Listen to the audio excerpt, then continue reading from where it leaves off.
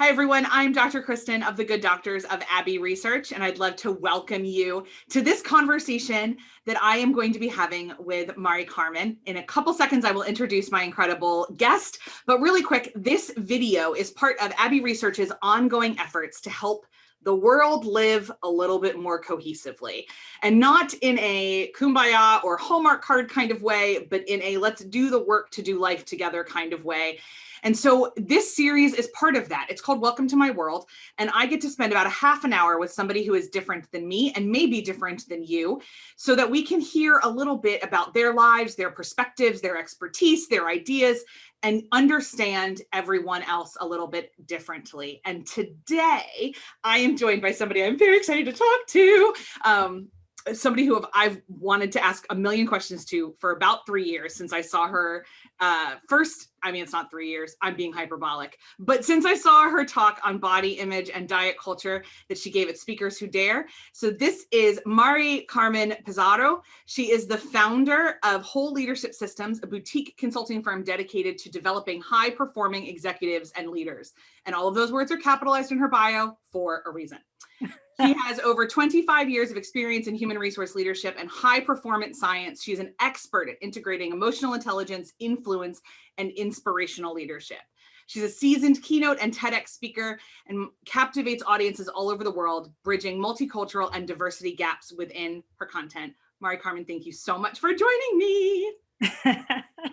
Thank you for this opportunity. And I am already having fun. So let's dive in. Well, that's good. Amazing. So I don't want to steal any more of your time or your thunder, but could you walk us through a little bit? I mean, a summary. We'll make sure to link the full video in the show notes. But could you kind of talk us through a little bit about through that talk that you gave? Oh my God, that was actually TEDx Lincoln Square. Was it? Oh, I apologize. It was Trisha's other thing. Okay. Yeah, it was that talk. Oh my God, that was I had to rewatch it. That was more than 3 years ago. Okay. And I had to rewatch it to be ready for today. I'm like, what? And it's funny because I remember that talk as my big, the first time I am in a big stage, right? So TEDx. I've done other little small things, but nothing that really started my. I'm not like a professional speaker, but I do speaking for a living. So that started that path. That's And okay. I wanted other people, men and women, but more, I think more women than men, to know that the way we show up in the world to do whatever we're called to do does not have to be related to a certain look or a certain size or weight. It was all related to what I had been told in the past growing up that I had to look like or be like or act like. And all of a sudden, I have the opportunity to talk to the world. All of a sudden, I'm leaving corporate and I'm becoming a speaker. I'm going to different companies and I'm seeing myself in other people with all the insecurities and all the shit that brings up. And I'm like, how can I? It was really hard to put the talk together because I'm like, where the hell all this BS comes from? Yeah. Why were people that loved me in my life told me I needed to look or be a certain way that I couldn't be, including even my hair, right? And where is all that coming from? And that's how the talk started taking shape. And it ended up being a TEDx, but it started with, oh my God, I want everyone to love their bodies. And then it's a great place to start from. Topic, right? Yeah. And then I worked with a very smart speaker coach, which is Trisha Brook. Yes, our channel is very familiar with the genius of Trisha. So yes, past guest on Welcome to My World, very influential person in the lives of a lot of us on this channel. So yes. He really was the one that said, hey, everybody's talking about, yeah, of course we want everyone to love who they are and to love their body. But that message like that is too flat. So it took me months to come up with the content of that talk. Because I'm like, okay, let me do some research. I retrieve for a while, then I'm like, do I hire a coach? And that's how and then add in all of my personal experiences. That's how that came to life. But the real reason was like, I want everyone to know that it doesn't have to be difficult, or you can be you and it's okay. And that's one of the things that got me just personally was like the question of why do we hate ourselves so much? Like, why do we hate our bodies is something that is universal. Like, it seems to occur in every culture. On some level, we police our bodies. I was actually just watching a documentary about Indonesia, and somebody asked what the beauty standards are in Indonesia. And these girls were all like, well, you have to essentially improve on whatever you were born with. So you need lip fillers, you need different eyebrows, your skin needs to be lighter, like all of these things. I was like, oh, it's everywhere. It's literally everywhere. And I have talked on this channel about my struggle with coming to terms with my body. And it's still, there are seasons I'm better and there are seasons I'm worse. But one of the things that struck me about your talk is that we grew up in really different environments and ended up reading some of the same magazines, but also kind of coming to some of the same conclusions. And not that there was something wrong with us because we weren't shaped in a certain way. So I really, really resonated with that. I know how I've started shifting my thinking. How did you start shifting your thinking? To accepting myself? Yeah. Let me tell you, I think it took me more than 40 years. I wasn't young when I started. Yeah. Shifting my thinking, because it's almost like I was hypnotized. Oh, that's a great word. Yeah. Like in a trance, right? And the trance is you're too tall. At some point in my life, I was too thin. And then I was too fat and whatever, and I was always fighting whatever I was. And I mean, thanks to the invitation to be in this show, I started, like we talked 3 weeks ago, I started thinking about when I was a different weight or when I was younger. And I was thinking, oh my God, look at that picture of me 10 years ago. And I saw some pictures of myself younger and looking so beautiful. But now I'm thinking that now. And I remember what I was thinking at that moment when I was in the trance, when I was hypnotized. And I remember thinking, oh my God, I thought I was fat or whatever, or overweight, or not the right weight. Never. I was never the right weight. There's, who says what's the right weight? Well, I have a bunch of people on magazines and newscasters telling me what size it should be. And it just happens that there's something called DNA, and some people are naturally a certain way and others are naturally a certain way. So the sadness that I felt 3 weeks ago when I started looking at these pictures was like, I missed a beautiful moment in my life. A part of me was kind of in that trance, not all of me, but part of me was in that trance that was always looking for, like what is it that I have to look like, instead of enjoy. Now that I see the pictures, I'm like, oh my God, I was beautiful at my fattest, at my thinnest. It doesn't matter, short hair, long hair, straight hair, curly hair. My hair is curly naturally, which I hated growing up. Oh my gosh. And I used to perm my hair to get it curly because I was desperate for curly hair. Yep. And it was the sadness of realizing. So to answer your question, when did my mindset start shifting? So 3 weeks ago, I realized that I wasted time of my life complaining and not feeling good enough and adequate enough. Oh.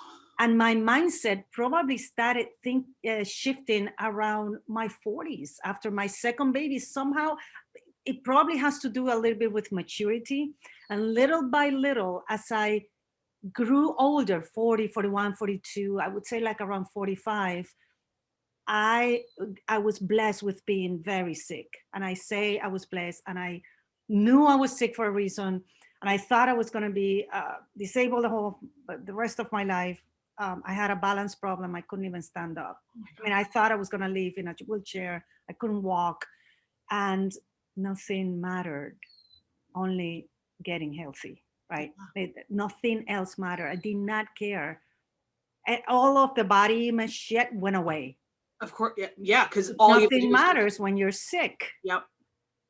And that was the gift of my ailment. Oh my gosh. And I started a transformation, and now I can talk about it from an authentic place. I'm like, I mean, everybody has to be sick at some point to really understand and value. It would be that sad, right? It's like, oh my God, you would have to be in a position where like looks really don't matter to what I found was the real me. What I found was my voice.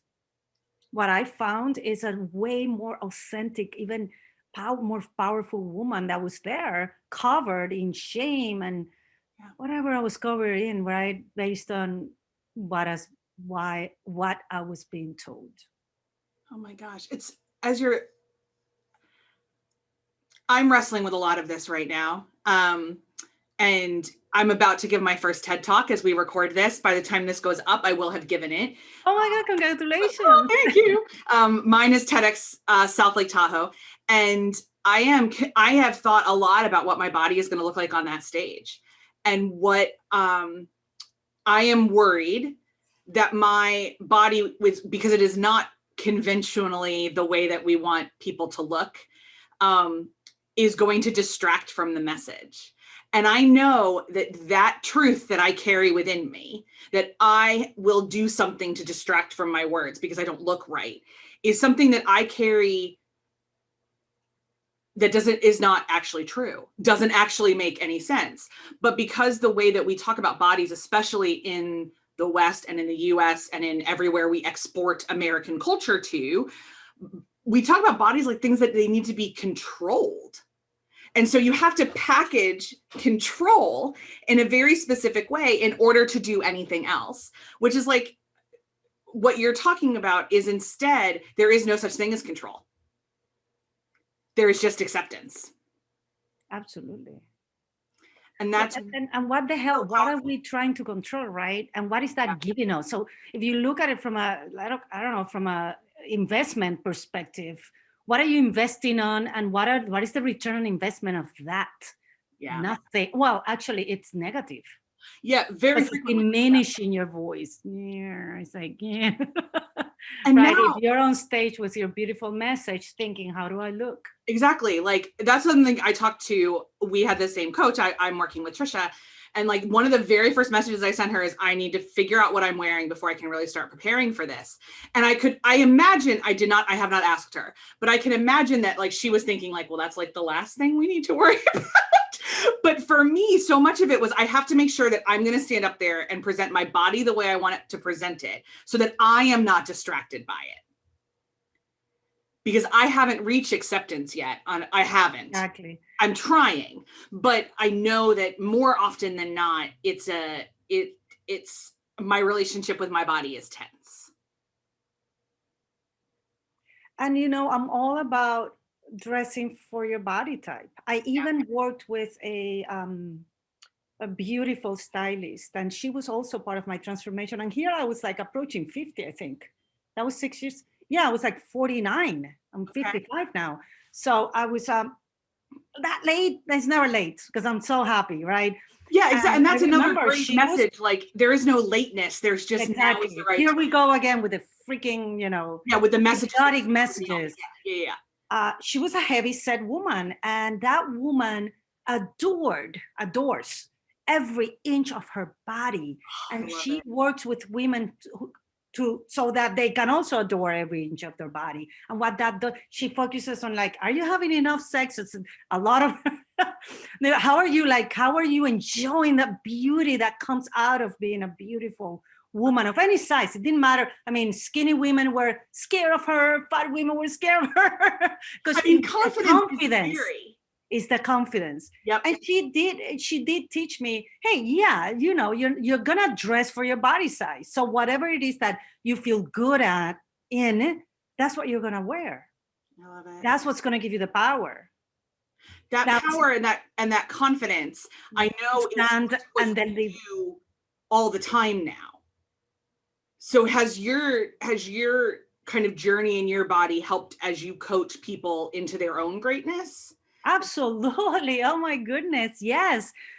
First, when they don't know me, a lot of women and men that I work with, they think they tend to people tend to put coaches in a pedestal.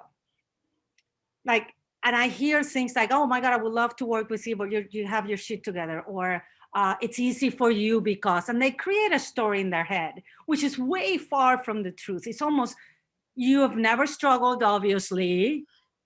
Yes. That's why you do what you do. I'm like, no, because I struggled. Yeah. It's because I am here and I am looking forward to the rest of my journey, right? However many years of journey I have on this beautiful earth. And so when I am able to have this type of conversation and people see the truth in me, it is easier not only for them to accept help, not necessarily from me or from, I believe everybody has to have a coach, Kristen. Mm. So that's just like the better you are, the better the athlete, the better the coach, right? Yeah. So let's just make that clear. That's the context that I'm coming from. The better you get at life, the older you get, the more leadership responsibilities you have, the more help you need navigating life. Why not? You know, and I have my spiritual guides and I have also my coaches on earth. And yes, that has definitely helped me because it's no longer about me. Mm. So like, do you think that the way you said that leads me to believe that you think you were getting in your own way before? I was getting my own way, and it was this woman, the stylist, who told me. I remember talking to her one day, and she's like, Mari, you need to up your networking and you need to like, I'm like, oh my God, you have no idea. I'm an introvert. I go do a talk and I hide in the bathroom, no joke. But I'm very comfortable on a stage. And she said, it's because you're making it all about you. And that's in a very negative way. Yeah, Because what that's she like a gut meant, punch, and that 'cause was you're the like, what last are you thing, talking about? I'm not making it all about me. And then you're like, I and am. she's like, you're making it all about your looks. You forgot your message. You're making it all about whatever it is that you're worried about. You're making it all about how is your message going to land. Instead of, I have a message, it went from here to my heart. And it's obviously coming out of my mouth, but the message, she helped me make the message move from here. And that happens to smart people. And I'm not afraid to, I'm smart. You're smart. Yes. Right? It happens that we stay in the head when we're able to reach our hearts. All of that shame and that tense relationship with the way we look, regardless of however we look, it's almost like starts fading away, piece by piece. And I remember since then, I've been not working hard, but like embracing the idea of not making it about myself anymore. I'm here to serve. You're here to serve, Kristen. Yeah. And I know that. And I'm sure that there are folks watching right now that like know that. But then when the rubber hits the road and you see a picture that grabs you the wrong way, or Sure. like it's hard. It's a discipline to continue to center that idea instead of your own self-concept. Like it is a discipline. It is a discipline, and it was easier for me when I had that aha moment. I did not know I was making it about myself, Kristen. I didn't know. Yeah. I mean, that's why we need external people to call out the stuff that we're doing, because I'm we've like, just been living life oh, the way that we're living it. We can't see ourselves the same way other people can see us. and I don't like to see a picture that I don't look the way I think I should look. I don't like that either. Yeah. But now they come to me. So before all of these emotions will come to me, I use the analogy of the beach ball. If you take a beach ball, you're in the beach like enjoying, and all of a sudden you see the beach ball, and you're like, oh, I don't want to talk to you now. And you push it under the water and you keep it there. You're like, I'm gonna keep these emotions under control, and they're not gonna control me. The longer you keep the beach ball underwater, the more tired you're going to be. And the moment you let go, the higher, right? Because you've been holding like the beach ball really low, the higher the beach ball is gonna come out. If the beach ball is the emotion, what I've learned, and it is a discipline and it is a practice, what I've learned is that, oh, here's the beach ball. The shame that you don't look, oh, look at that ugly picture, blah, blah, blah, whatever it is that we're thinking, the hair, the butt, the cellulite.